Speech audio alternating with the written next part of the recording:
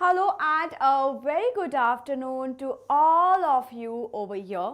This is Devika, your biology buddy, your biology teacher, and I welcome you all to the channel of Infinity Learn by Sri Chaitanya. So guys, आज हम क्या पढ़ने वाले हैं? Today we are going to talk about a very beautiful system जिसे हम endomembrane system के नाम से भी जानते हैं.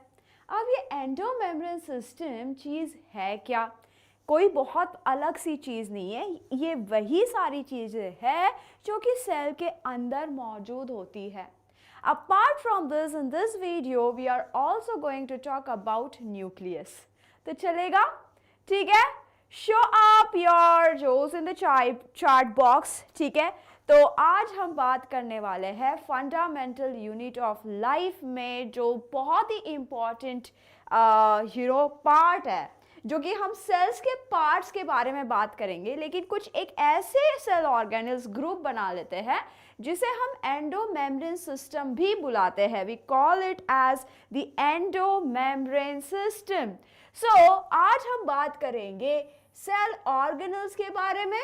ठीक है, ये जो सारे सेल ऑर्गेनल्स आपको दिखाई दे रहे हैं, all of them are the part of our cells. ठीक है, ऑर्गेनल्स मतलब क्या? द छोटू छोटू ऑर्गन लाइक स्ट्रक्चर जिसे हम ऑर्गेनल्स बुलाते हैं.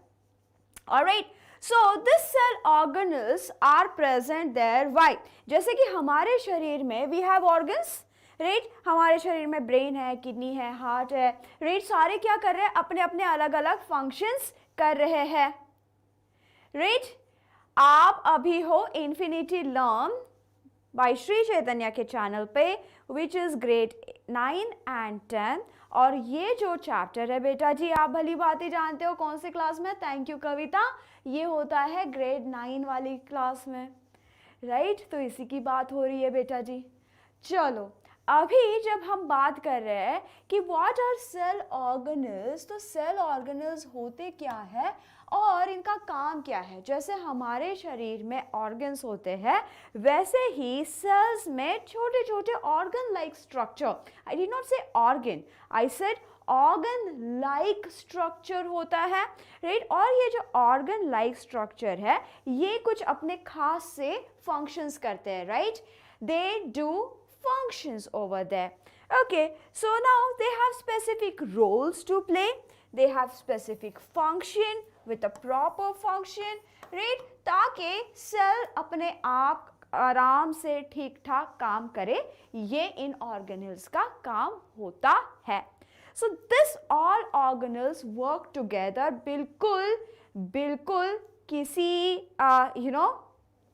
किसी सेल के फंक्शन के जैसे कोई इंडस्ट्री हो, राइट. तो इंडस्ट्री में हमारे पास अलग अलग यूनिट्स होता है ना. प्रोडक्शन यूनिट होता है, सीईओ का ऑफिस होता है, पैकेजिंग यूनिट होता है. ठीक इसी तरह से सेल के अंदर भी कुछ ऑर्गेनल्स होते हैं जो कि बेसिकली हमें मदद करते हैं. किस चीज़ के लिए? It helps us for taking the cell function properly. ठीक है, yes. Now, when we talk about cell organelles, we have different types of cell organelles. और organelles कैसे होते हैं?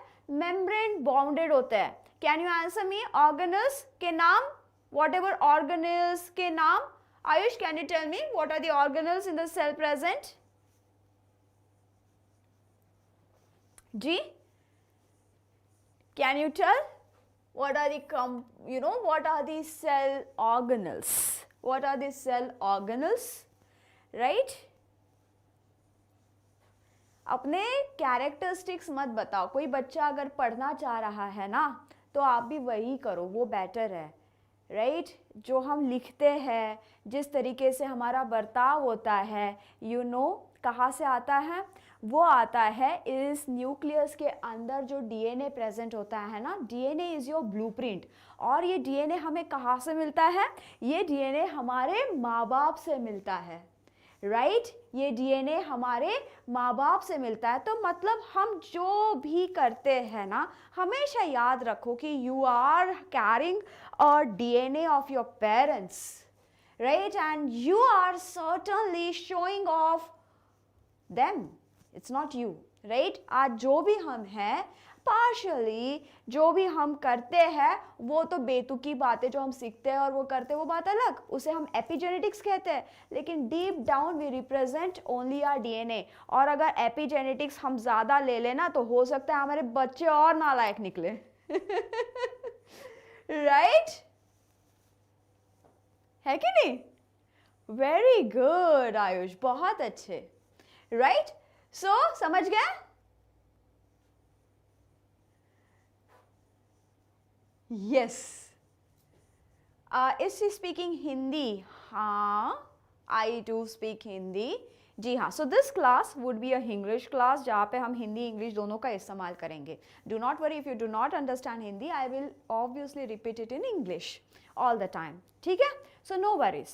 Now let's go ahead. So what are these organelles kept there for? Organelles का काम क्या होता है? The job of organelles is to do packaging, is to do modification. किस चीज़ का? Proteins का, lipids का, the synthesis over there. Right? Or this is also transported. It is also transportation. So now here what all are the jobs? All the jobs over here of the cell organelle is to modify proteins, is to do their packaging, is to do the transportation, right, in the cell, sometimes outside the cell, sometimes from out to the inside of the cell. ये सारे के सारे काम कौन करता है? It is done by the cell organelle. Now there is a group of cell organelle. There's a group of cell organelle जो कि कुछ बहुत ही आपस में मिले हुए होते हैं and they have their function also related. एक दूसरे के ऊपर निर्भर होते हैं. They are dependent on each other. And this group is called as the endomembrane system. Now guys, as ma'am आपको हमेशा बोलती है कि बायोलॉजी में अगर आप शब्दों का अर्थ समझने लगे, if you understand the meaning of the word you will understand. Favourite subject है, क्या बात है, राइट। सो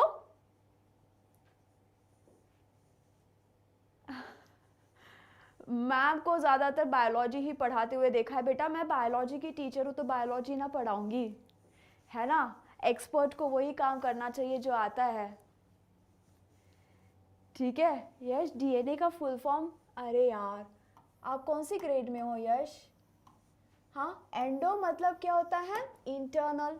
मेम्ब्रेन मतलब क्या होता है? The membranes, right. दी जैसे कि प्लाज्मा मेम्ब्रेन हो गई, वो वाली चीज़, ठीक है। तो membrane system.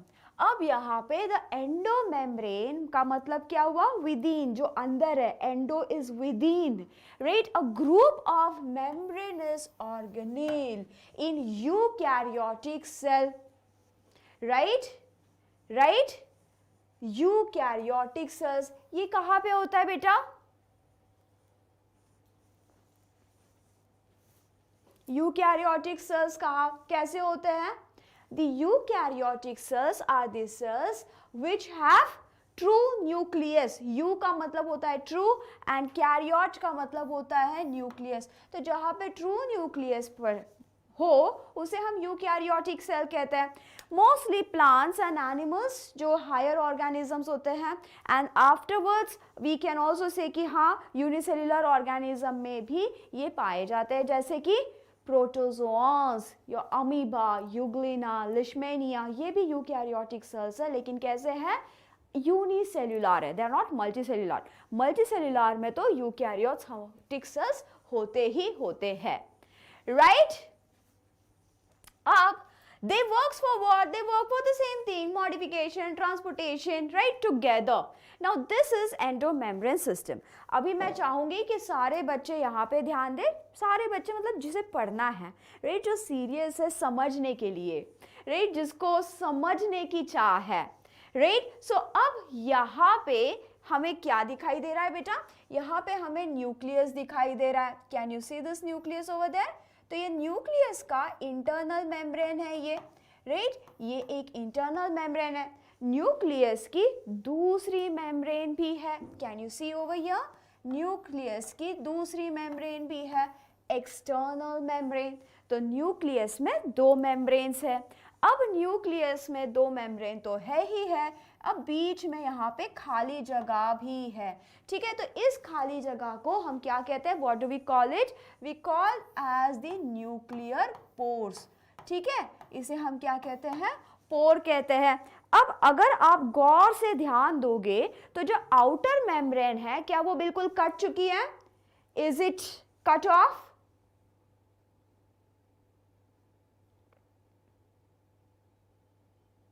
Do you think, नहीं, it is continuing towards this membrane. देखो यार, नई चीज सिखा रही हूँ, एकदम मजा आएगा, लॉजिक से सीखेंगे, ठीक है ना, तो सारी चीजें अपने आप समझ में आने लगेगी, ठीक है। तो लॉजिक से सीखते हैं, चलो देखो जरा क्या हुआ। अब यहाँ पे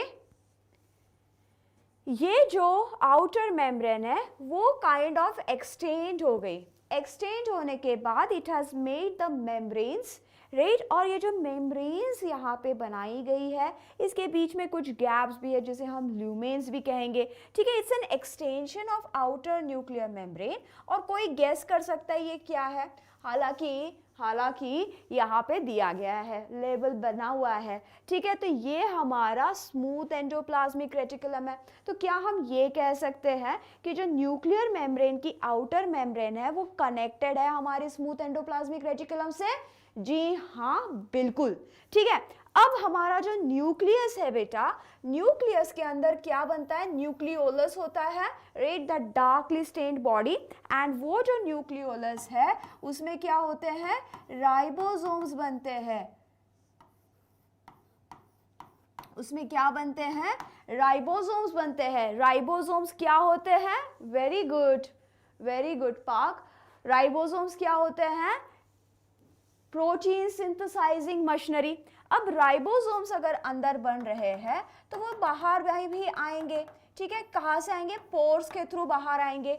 जैसे ही it will come out of the pore, क्या होगा, it will get embedded in the membrane of endoplasmic reticulum. अब ये जो एंडोप्लाज्मिक रेटिकुलम के ऊपर आपको ये जो दाने दाने से दिख रहे हैं, ये क्या है बच्चा जी, ये क्या है, ये राइबोसोम्स है, राइट। और ये राइबोसोम्स बेसिकली क्या करते हैं, प्रोटीन सिंथेसाइजिंग का काम करते हैं। तो इसकी वजह से ये बन गया RER मतलब कि हमारा रफ एंडोप्लाज्मिक रेटिकुलम। और आप सभी जानते हो रफ एंडोप्लाज्मिक रेटिकुलम क्या होता है, rough endoplasmic reticulum is the site of protein synthesis and modification, yes or no,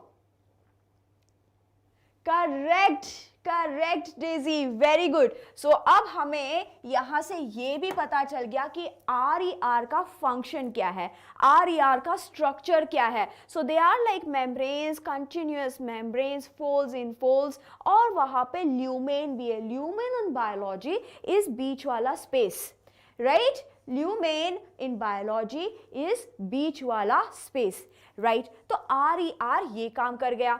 अब जैसे ही RER की मेम्ब्रेन आगे बढ़ रही है, ठीक है, अब आप देख रहे हो कि ये मेम्ब्रेन जो है ये न्यूक्लियस से थोड़ी दूर हो चुकी है। ये तो बिल्कुल पास वाली थी, राइट। अब ये जो है ये थोड़ी आगे बढ़ के दूर हो गई है। अब जैसे ही ये थोड़ी दूर हो गई है, इसमें आके राइबोसोम्स चिपक नहीं रहे, and that is why we call it as the smooth endoplasmic reticulum, मतलब कि SER। तो SER का काम क्या होता है, SER का काम होता है लिपिड का सिंथेसिस करना, ठीक है। लिपिड का सिंथेसिस कहाँ पे होता है, हार्मोन्स जो होते हैं, लिपिड्स जो होते हैं, उनका सिंथेसिस बेटा जी स्मूथ एंडोप्लाज्मिक रेटिकुलम में होता है, राइट, करेक्ट।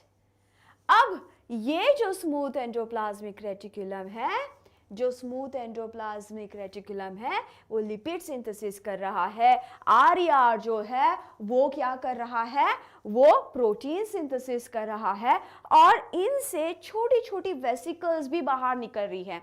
इनकी जो मेम्ब्रेन है ना, इन मेम्ब्रेन से छोटी छोटी वेसिकल्स भी बाहर निकल रही है। जब ये छोटी वेसिकल्स बाहर निकलती है, दे आर लाइक व्हीकल्स, ठीक है, एक जगह से दूसरी जगह वो ट्रांसफर हो सकती है। अब ये जो निकल रही है बाहर, किससे निकल रही है, एंडोप्लाज्मिक रेटिकुलम, चाहे स्मूथ एंडोप्लाज्मिक रेटिकुलम हो चाहे रफ एंडोप्लाज्मिक रेटिकुलम हो, उसी का मेम्ब्रेन टूट के एक अलग वेसिकल बना के वो सामान लेके जा रहा है, right. So protein is present over there in that. अब ये जाके क्या करता है ना, ये चला जाता है ट्रांसपोर्टेशन डिपार्टमेंट के पास। अब ये जो अपने ट्रांसपोर्टेशन डिपार्टमेंट के महाशय है, उन्हें हम कहते हैं गोल्जी कॉम्प्लेक्स, गोल्जी एपरेटस कह लो, गोल्जी कॉम्प्लेक्स कह लो। तो गोल्जी कॉम्प्लेक्स को अगर हमें देखना है या विजुअलाइज करना है तो आप ऐसा समझ सकते हो कि ये किस तरीके से दिखेगा, कि जैसे किसी ने पैनकेक्स रख दिया हो, राइट। पैनकेक्स अगर एक के ऊपर एक रख दोगे तो कैसे दिखाई देगा, राइट, कैसे दिखाई देगा, बिल्कुल वैसे ही दिखाई देगा, ठीक है। तो यहाँ पे in Golgi apparatus what happens, the protein synthesis जो होके यहाँ पे आ रहे हैं, उनका मॉडिफिकेशन होगा, पैकेजिंग होगा। It is just like some Amazon और फ्लिपकार्ट का गो डाउन, ठीक है, कि जहां पे सामान तो आया वेंडर से, इन्होंने पैक किया, अब इसका डिस्पर्सल भी होगा, तो बाहर जाके इसको डिस्पर्स भी किया जाता है। तो जब ये वेसिकल कई बार किसी भी अपने डेस्टिनेशन पे, may be inside the cell और may be outside the cell, तो ये जाके प्लाज्मा मेम्ब्रेन से अगर जुड़ जाए तो क्या होगा, ये जो सामान इसने बाहर निकालना था वो बाहर एक्सोसाइटोसिस की मदद से बाहर चला जाएगा। So this one diagram over here helps you understand the entire endomembrane system, ठीक है। हाँ जी, एनी डाउट्स ओवर हियर? तो एंडोमेम्ब्रेन सिस्टम के कौन से organelles are the part of endomembrane system? We have endoplasmic reticulum, lysosomes. Lysosomes क्या होती है, गोल्जी एपरेटस से ही निकली हुई वेसिकल्स होती है, जिनमें बहुत सारे हाइड्रोलाइटिक एंजाइम्स होते हैं, और जो नॉनसेंस चीजें हैं ना, काश मेरे पास भी होती है लाइसोसोम्स, ऐसी बाहर ऐसे निकाल सकती क्लास में, राइट। सो जो नॉनसेंस चीजें हैं वो गायब कर देती है, उसे डिग्रेड कर देती है। इसके अंदर 50 से भी ज्यादा, मोर देन 50 हाइड्रोलाइटिक एंजाइम्स होती है, जो कि न्यूक्लिक एसिड, प्रोटीन्स, लिपिड सबको नष्ट करने की क्षमता रखती है।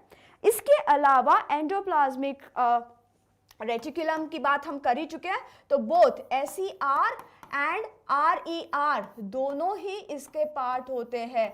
RER एंड SER दोनों ही इसके पार्ट होते हैं। बाद में प्लाज्मा मेम्ब्रेन तो बाहर की चीज है, लेकिन मेम्ब्रेन्स जो है वो जुड़ी हुई है, क्योंकि लाइसोसोम्स कई बार यहाँ पे जाके अपनी वेसिकल्स को जोड़ देता है, राइट। इसके अलावा we have Golgi complexes and vacuoles. So this is a very important thing, right, very important thing, कि endoplasmic reticulum, lysosomes, plasma membrane, vacuoles and Golgi apparatus, ये 5 ऑर्गेनल्स हमारे endoplasmic reticulum, lysosome, plasma membrane, vacuoles and Golgi complex are the part of endomembrane system. आई बात समझ में?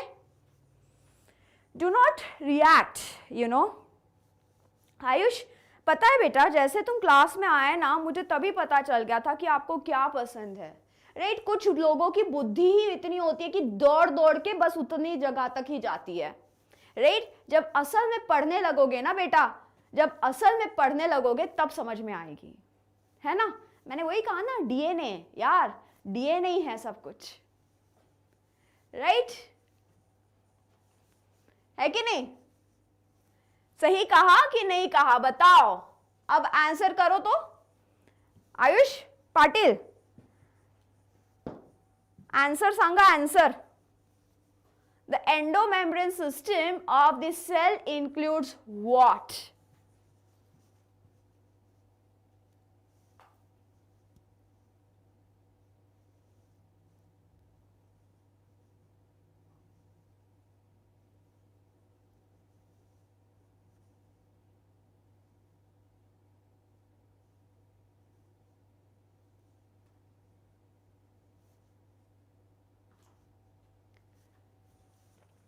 Endoplasmic reticulum, Golgi body, mitochondria. Endoplasmic reticulum, Golgi body, vacuoles या microtubules. Endoplasmic reticulum, vacuoles, lysosome. Endoplasmic reticulum, Golgi body, chloroplast and lysosome. बस हो गई? How tight? Only one answer? Nice to see you, Vimla, again in the class. हाँ, बस निकल गए? नहीं आ रहे जवाब? बातें करा लो इनसे, बस आप बातें करा लो फालतू की.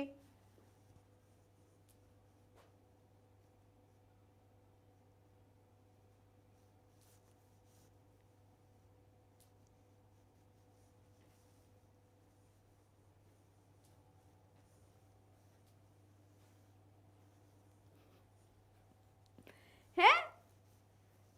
चलो चलो, very good, very good, very good. So correct answer is what? ये सारी चीजें है ना एंडोमेम्ब्रेन की. This is a PYQ of NEET examination. Let me tell you, मुझे चाहिए बच्चे जो पढ़ाई करे. इस चैनल पे फालतू बातें ना होगी, ठीक है? चलो अभी हम बात करते हैं कि प्रोटोप्लाज्म किसे कहा जाता है before we go into other cell organelles, right? दूसरी सेल ऑर्गेनल्स के पास जाने से पहले लेट्स चेक कि प्रोटोप्लाज्म किसे कहते हैं. बड़ा ही हॉट सा क्वेश्चन है जो कि हमेशा एग्जाम्स में पूछा जाता है हमारी कि व्हाट इज प्रोटोप्लाज्म. MCQ में भी पूछा जाता है, राइट? सो जो सेल्स होती है, सेल्स के अंदर क्या क्या होता है हमने देखा कि मेम्ब्रेन कवरिंग्स होती है और बाद में जो बाकी है वो होता है प्रोटोप्लाज्म. तो प्रोटोप्लाज्म मतलब कि nucleus plus cytoplasm, right? Nucleus plus cytoplasm is called as protoplasm. Membrane coverings में कौन कौन आएगा बच्चा जी? अगर बैक्टीरिया है तो कैप्सूल, सेल वॉल, प्लांट है सेल वॉल, क्यूटिकल, ये सारी मेम्ब्रेन कवरिंग्स में आती है. मेम्ब्रेन कवरिंग के अलावा जो भी बच जाता है जैसे कि nucleus and cytoplasm, that is basically the living component. अब साइटोप्लाज्म के अंदर सारे के सारे सेल ऑर्गेनल्स और साइटोप्लाज्मिक इंक्लूजन्स भी होते हैं, ठीक है? तो इन्हें हम कहते हैं प्रोटोप्लाज्म्स. किसे? साइटोप्लाज्म और न्यूक्लियस. व्हाट इज प्रोटोप्लाज्म अगर पूछा जाए तो cytoplasm plus nucleus is protoplasm. और in other words we can say कि the living components of the cell present inside the cell is called as protoplasm. तो चलो हम सबसे इंपॉर्टेंट चीज के बारे में बात करेंगे कि न्यूक्लियस क्या है. न्यूक्लियस वो है जो कि आपके सेल का फेट डिसाइड करता है, जो इनफैक्ट आपके DNA को आपके माँ बाप ने आपको जो दिया है ना हेरिडिटरी में, मैं जायदाद और उन सारी चीज़ों के बारे में बात नहीं कर रही हूँ, जो भी कैरेक्टरिस्टिक्स दिए हैं ना, जो भी कैरेक्टरिस्टिक्स आते हैं माँ बाप से, वो इसी न्यूक्लियस में रखे जाते हैं in the form of DNA, right? In the form of DNA. अब यहाँ पे इसका लोकेशन क्या है? ये सेल के मोस्टली सेंटर में मौजूद होता है, लेकिन in case of the plant cell, में क्या होता है? प्लांट सेल कुछ इस प्रकार से हम ड्रॉ करते हैं, है ना? सो अब इसमें क्या होता है? प्लांट सेल में एक लार्ज सेंट्रियल वैक्यूल होता है, ठीक है? लार्ज सेंट्रियल वैक्यूल होने की वजह से प्लांट सेल में जो न्यूक्लियस होता है वो थोड़ा सा पेरिफेरी में खिसक जाता है, मतलब सेल वॉल की ओर चला जाता है. And that is why in plant cell you can see the nucleus at the periphery. वो न्यूक्लियस पेरिफेरी में रहता है, लेकिन मोस्ट ऑफ द टाइम सारी बाकी जो सेल्स है उसका न्यूक्लियस सेंटर में होता है. अब most of the cells are uninucleated. Uninucleated का मतलब क्या हुआ?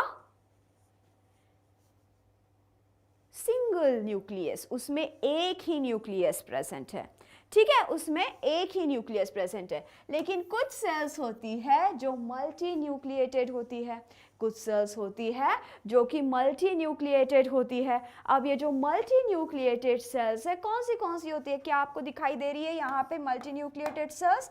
ये हमारी स्केलेटल मसल सेल्स है, राइट? स्केलेटल मसल सेल्स है। अब ये जो स्केलेटल मसल सेल्स है, इनमें क्या होता है, कई बार मल्टी न्यूक्लिएटेड सिचुएशन हो जाती है, मतलब इनमें एक से ज़्यादा न्यूक्लियसेस प्रेजेंट होते हैं। अब ये कैसा मुमकिन है, how is it possible? So it's possible because कई बार यहाँ पे साइटोप्लाज्मिक डिवीजन हो जाता है, ठीक है, लेकिन न्यूक्लियर डिवीजन हो जाता है, लेकिन साइटोप्लाज्मिक डिवीजन नहीं रहता, राइट। तो यहाँ पे क्या होता है, साइटोकाइनेसिस जो है वो नहीं हो पाता है, साइटोकाइनेसिस नहीं हो पाता है। Yes yes, okay KV, okay. Did you understand till now? Is it crystal clear? We have spoken about the endoplasmic reticulum and all of those things. So that was our endomembrane system and protoplasm. Is this clear? We are on our third topic of today's class. Any doubts still here, Bachcha ji? Yes or no? Let's see if there are doubts. ठीक है? Related to the topic that we are learning, of course. Okay, let's see that. So now here when we talk about this, what are the examples? The muscle cells and the fungi cells as well. So even in fungi, there are certain kind of cells which are having multinucleated situation. बहुत अच्छे. चलो, अब when we talk about nucleus, nucleus में क्या क्या होता है, ठीक है, nucleus structure you are seeing over here. Yes, in this nucleus structure, what do you find is, you find nuclear membrane, you see the nuclear sap or the nuclear plasm. Guys, sap in biology is the fluid which is present inside the cells, ठीक है. So in plants also we say ना, cell sap is present in the vacuoles, वैसे sap, ठीक है. So then we also have nucleolus, spelling पे ध्यान दीजिएगा, nucleolus, and we also have chromatin material, we also have chromatin material. चलो, good, no doubts अभी तक. All right, so now here what is present over here, in the nucleus you have the nuclear membrane. Let's talk one by one over there. Do you see the nuclear membrane over there in the diagram? Right, I have focused it over here. इसको zoom करके यहाँ पे दिखाया है. तो यहाँ पे you can see there are two membrane, outer and inner. That means that the nucleus is a double membrane structure. Yes, beta ji, it is a double membrane structure. On it you have certain pores. Those are called as the nuclear pore. Nuclear pore का काम क्या होता है? Nuclear pore का काम होता है to allow the material exchange between the cytoplasm and nucleoplasm. So nucleoplasmic and cytoplasmic exchange वहाँ पे होता है. So that is the nuclear membrane. इन दो nuclear membrane क्या चिपकी हुई होती है? No. If they were stuck together, we would have not be able to distinguish it between them. So this nuclear membrane, there's a space also present over there, which is an intramembrane space in the nuclear membrane. Now the structure of nuclear membrane, if you want to talk about the molecules which are present, it is more or less just like our fluid mosaic model जैसा ही होता है, right? So it is made up of lipids and proteins, much like the plasma membrane, I can say, right? Are they semi-permeable? Yes, beta ji. Yes, they can decide. They can decide. But most of the exchange will happen through the nuclear pores. Good question, right? So now it is basically doing what? It is exchanging the material, right? It allows the exchange of material between cytoplasm and nucleus, as I told you before. As I told you before, ये क्या करता है? Cytoplasmic और nucleoplasm के बीच में exchange होना मुमकिन करता है. So they are very much semi-permeable. Yes, after that we have something inside which is present in the matrix, and that's called as nucleus sap या फिर न्यूक्लियोप्लाज्म. जैसे साइटोप्लाज्म वैसे न्यूक्लियोप्लाज्म जो न्यूक्लियस के अंदर है. This nucleoplasm is a background matrix, right? So it is basically transparent and dense. It's kind of thick. Okay, it's kind of thick material present over here. So light purple shade में आपको जितना भी दिख रहा है ना यहाँ पे, all of that. It is surrounded by nuclear membrane. ये nuclear membrane से surrounded है, and In this, what are you able to see? Are you able to see some fiber kind of structures? Yes, right? And then there is this dense body present in between. So it has nucleolus and chromatin fibers. इसमें क्या होते हैं? Chromatin fibers and nucleolus होते हैं. ठीक है, nucleolus and chromatin fibres होते हैं. अब ये जो न्यूक्लियोलस है ये करता क्या है? Nucleolus is basically the ribosome synthesising factory. इसे हम क्या कहते हैं? We call it as the ribosome synthesising factory, जो कि राइबोसोम का सिंथेसिस करने में बिजी रहता है हमेशा. Now ribosome is what my dear students? Ribosome क्या है? कौन बताएगा मुझे? चलो, come on in the chat box फटाफट and hit a like button fast. Yes, समझ में आ रही है चीजें? तो show me in the chat. अभी बताओ कि did you get it? Protein होता है, प्रोटीन सिंथेसिस करता है, राइट. राइबोसोम जो है, राइबोसोम्स को हम और क्या कहते हैं? We also call it. तो ये क्या करता है? न्यूक्लियोलस जो है ना, ये क्या करता है? वो राइबोसोमल आरएनए बनाता है. तो उसे हम कहते हैं आरआरएनए, आरआरएनए. ठीक है, तो इसमें ऐसे हाइफन नहीं होती है जब हम लिखते हैं. मैंने आपको समझने के लिए वैसे लिखा, हम ऐसे ही लिखते हैं. Ribonucleic acid, ribosomal ribonucleic acid को हम कहते हैं आरआरएनए. तो क्या और डिफरेंट टाइप्स के आरएनए होते हैं? बिल्कुल होते हैं बच्चा जी. जैसे कि एमआरएनए, जिसे हम कहते हैं मैसेंजर आरएनए, और दूसरा और एक टाइप जिसे हम कहते हैं टीआरएनए. हाँ जी, राइबोसोमल आरएनए राइबोसोम बनाता है बेटा. ठीक है, राइबोसोमल आरएनए राइबोसोम बनाता है. वेरी गुड डिजी. दूसरा होता है, तीसरा टाइप होता है टीआरएनए, जिसे हम कहते हैं ट्रांसफर आरएनए. Transfer RNA. तो ट्रांसफर आरएनए का काम क्या होता है? अमीनो एसिड्स को पकड़ पकड़ के लाना और राइबोसोम के पास देना, ताकि राइबोसोम जो है उनको जोड़ जोड़ के प्रोटीन बनाए, पेप्टाइड चेन बनाए. ठीक है, this is the job of the transfer RNA. So जो मैसेंजर आरएनए है, what is happening? What is its job? तो अपना जो डीएनए होता है, DNA is a double helical structure, right? And it synthesizes mRNA, which is a single stranded structure. ये क्या हुआ? ये mRNA है, which is a messenger RNA. This is your DNA. DNA is the boss sitting inside the nucleus. DNA कभी घर छोड़ के जाता है क्या? बताओ.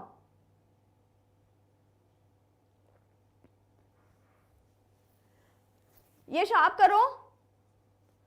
टेल मी यश कि क्या डीएनए बॉस कभी अपना ऑफिस छोड़ के बाहर जा जाके काम करेगा क्या? नहीं ना, they will not do, right. So they will send a messenger RNA जो कि उसका मैसेज लेके जाएगा. ए मैसेंजर आरएनए जो है वो राइबोसोम मैसेंजर आरएनए के ऊपर लग जाता है and then it produces protein. ये क्या करता है? फिर आगे जाके प्रोटीन सिंथेसिस करता है. तो इसे हम कहते हैं सेंट्रल डोग्मा ऑफ लाइफ. इसे क्या कहते हैं हम? Central dogma of life. DNA to RNA, RNA to protein, transcription translation process होती है. आखिर में हमें क्या करना है? प्रोटीन सिंथेसिस करना है, राइट? ओके, नाउ यहां पे it is not surrounded by any membrane. Nucleolus को कोई अलग से मेम्ब्रेन नहीं होती है. ठीक है, अब ये जो न्यूक्लियस है, जैसे हमने बात किया कि it is a ribosome synthesising factory, तो ये किस चीज में रीच होगा? What would it be reach in? It would be reach in the RNA, right? Of course DNA as well as proteins. तो उसमें ये reach होगा. अब यहाँ पे द डीएनए के अंदर हमने और एक चीज, हमने न्यूक्लियस के अंदर और एक चीज देखी थी, वो थे chromatin fibres. Now guys, what is a chromatin fibre? What's a chromatin fiber? Chromatin fiber क्या है?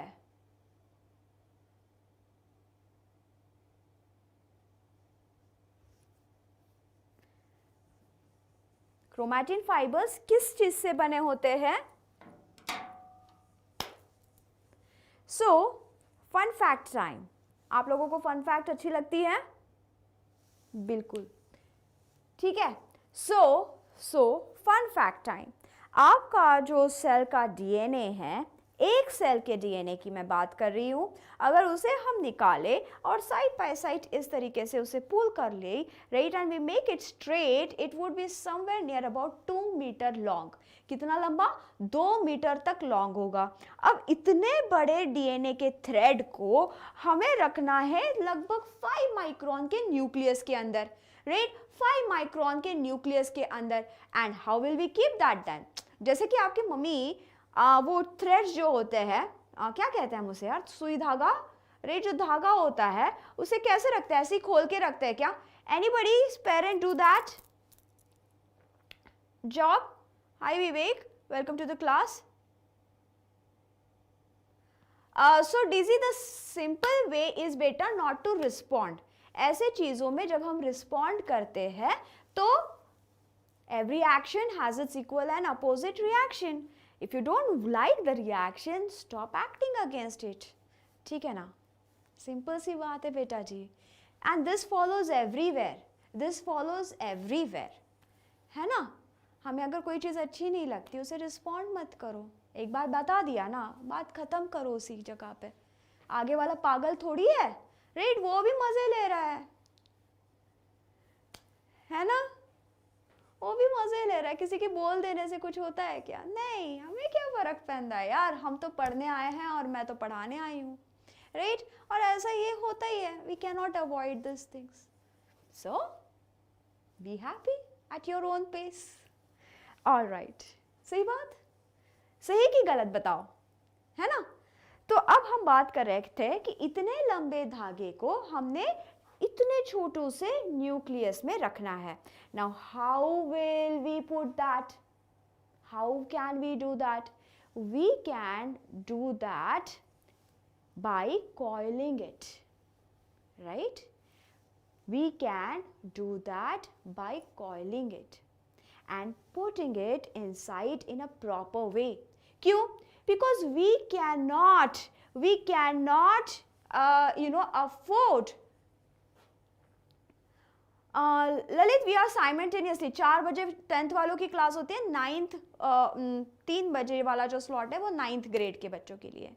JEE main advance, Vivek JEE main advance का चैनल आप सब्सक्राइब कर लो please, right. JEE main advance का चैनल सब्सक्राइब कर लो. ये 9th-10th का है बेटा, ऑलराइट, ये 9th-10th का है, ठीक है. तो अब हमने क्या किया?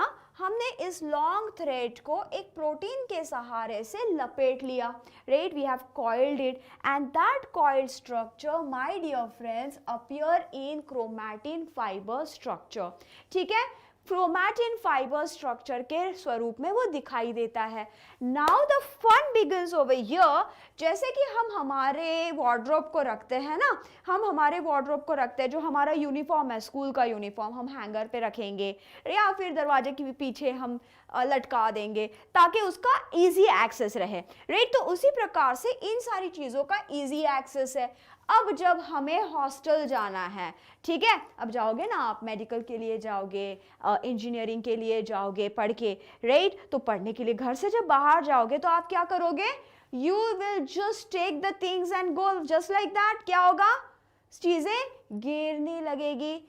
यस जी, एट 4 o'clock, एट 4 o'clock, ठीक है. सो चीजें गिरने लगेगी. And can we afford to let that happen with the DNA? नहीं ना, we cannot afford to let that happen with the DNA, क्योंकि DNA तो blueprint है, सेल मर जाएगा in that case if the DNA is damaged. So हम क्या करते हैं? इसे further और कंडेंस कर देते हैं, ठीक है. इसे इतना कंडेंस कर देते हैं कि ये कुछ इस टाइप के शेप में दिखाई देने लगता है, जिसे हम क्या कहते हैं? इन्हें हम कहते हैं chromosomes. So when will chromosome appear, my dear students? Question to you guys, come on. When will chromosome appear? Chromosome आपको कब दिखाई देगा? During the normal cell function और ओनली ड्यूरिंग सेल डिवीजन. जैसे कि हम जब घर छोड़ के बाहर जाते हैं तो हम हमारे सामान को सूटकेस के ऊपर चढ़ के बैठ के दबा दबा के चेन लगा के एकदम बढ़िया तरीके से पैक करते हैं. वैसे ही हम डीएनए को जब बहुत अच्छे से पैक करते हैं, कब करते हैं? जब वो छोड़ के जा रहा हो, जब वो पेरेंट से डॉटर सेल्स में जा रहा हो. Very good. At the time of cell division only. ठीक है, at the time of cell division only and only, तब ही जाके we see the chromosome. Otherwise chromatin के फॉर्म में ये दिखाई देता है. So what is the function of this nucleus? भैया अब हम तो जान चुके हैं what is the function. What is the function बेटा जी? To synthesize the proteins ultimately, right?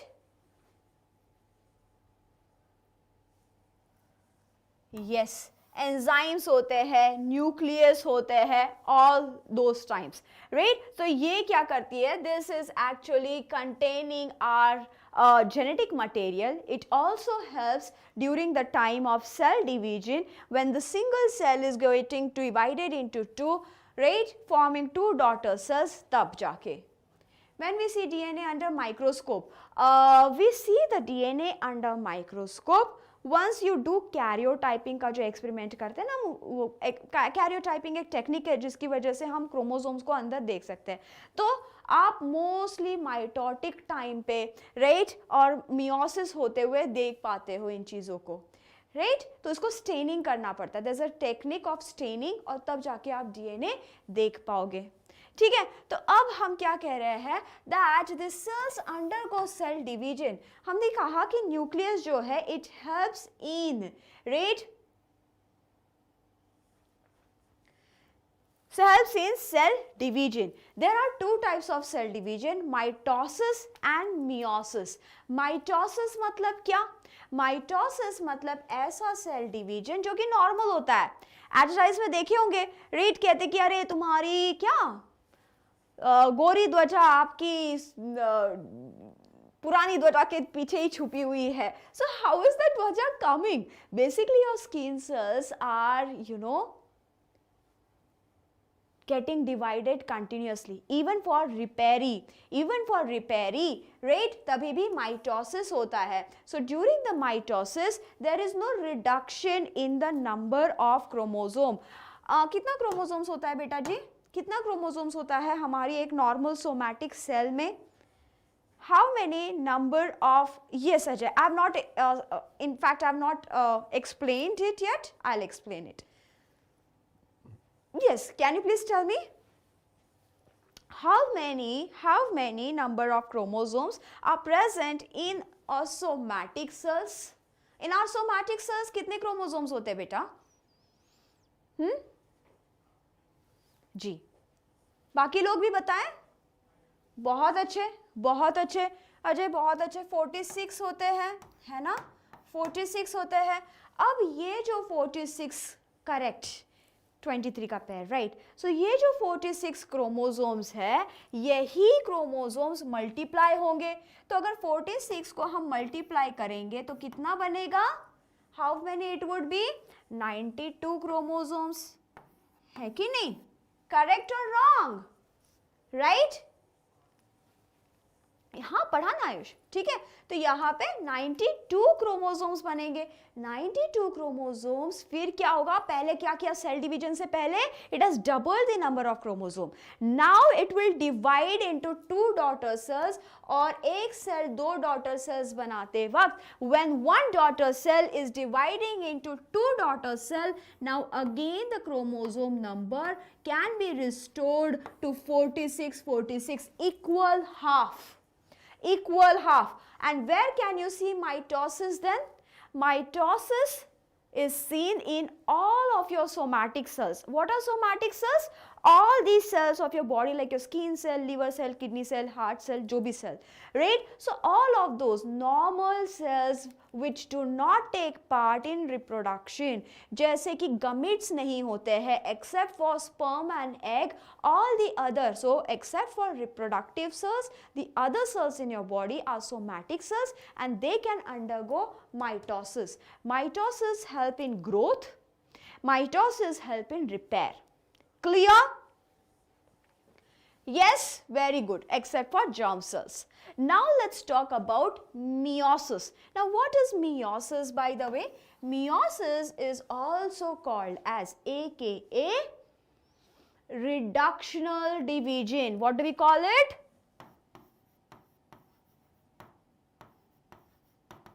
Reductional division. ठीक है, मैं division का sign लगा देती हूँ. Reductional division. Now here what is happening? Now imagine here you have 46 chromosome. Alright, 46 chromosome. In meiosis what happens? The first step is exactly like mitosis. Again there would be 96 chromosome happening over here. ठीक है, again वही stage होगा. पहला तो mitosis जैसा ही है. Meiosis is not like here. How many steps? 1, 2 and 3. यहाँ पे क्या होता है? यहाँ पे extra step जुड़ जाती है. तो first step is exactly same like the mitosis. So if you guys want me to explain in detail कि interphase, prophase, anaphase, telophases, which are the phases of mitosis and meiosis, let me know in the comment box. ठीक है, class होने के बाद भी आप बता सकते हो, जो कि recording देखेंगे उन बच्चों के लिए भी मैं बता रही हूँ. ठीक है, तो if you want, I'll do an exclusive class on that as well, exclusively on meiosis and mitosis, right? 92, sorry, thank you for correcting, 92, right? 92 होंगे. अब 92 chromosomes will now get separated into 2 and then we have 46 chromosomes over here. ठीक है, अब the 46 chromosome would be further divided into 2 equal halves and now अब कितने रहेंगे?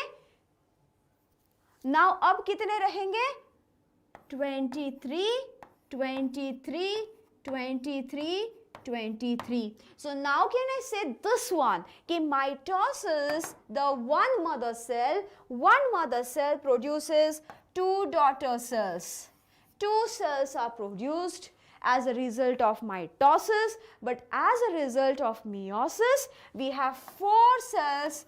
As the result of meiosis, we have 4 cells and these 4 cells have half the number of cells, right? So to this kind of a cell, we call it as a haploid cell.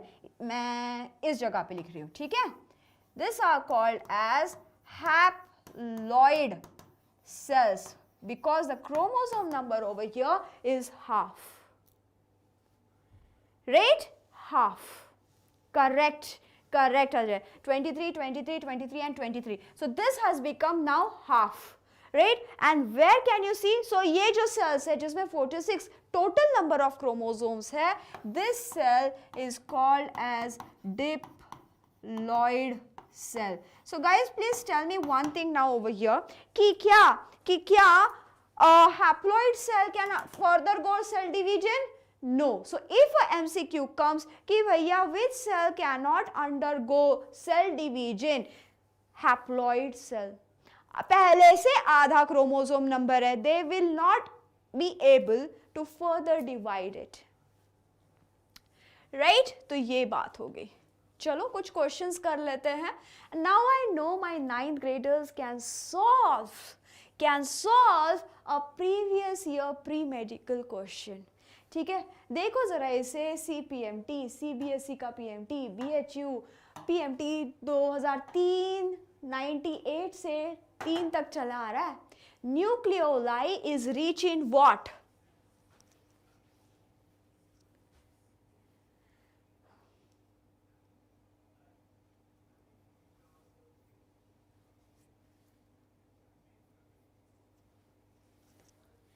DNA, RNA, protein, DNA और सिर्फ RNA.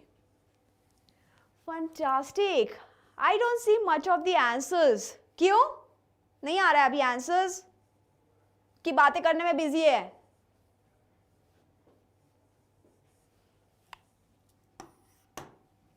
That's the correct answer. So good job Ajay, very good job Bimla, सबसे पहले जवाब आप लोगों ने दिया। अभी देखते हैं नेक्स्ट क्वेश्चन का जवाब सबसे पहले कौन देता है। नहीं, किसी ने नहीं दिया बाकी। वेरी गुड केवी। चलो, which one of the following cell organelle is correctly matched with the function? Let me see who is going to answer.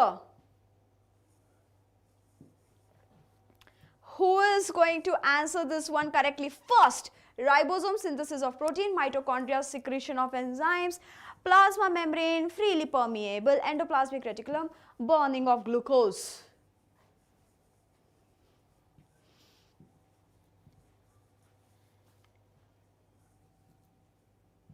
जवाब दो यार, कते ही ठंडे लोग हो तुम लोग हैं।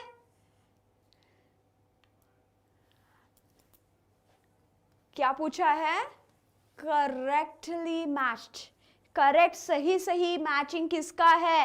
ए is the correct answer. Ribosome synthesis of protein is happening. हाँ, मैंने अभी नाम ही नहीं लिए ना। क्या मैंने नाम लिए अभी किसी के? हैं? बीच में अपना चालू हो जाते हो। माइटोकॉन्ड्रिया सिक्रीशन ऑफ एंजाइम नहीं भैया, secretion of ATP, synthesis of ATP. Plasma membrane से फ्रीली परमिएबल नहीं होता, semi permeable. Rich endoplasmic reticulum, not क्या बर्निंग ऑफ ग्लूकोज नहीं, it is basically endoplasmic reticulum, synthesis of protein and lipids.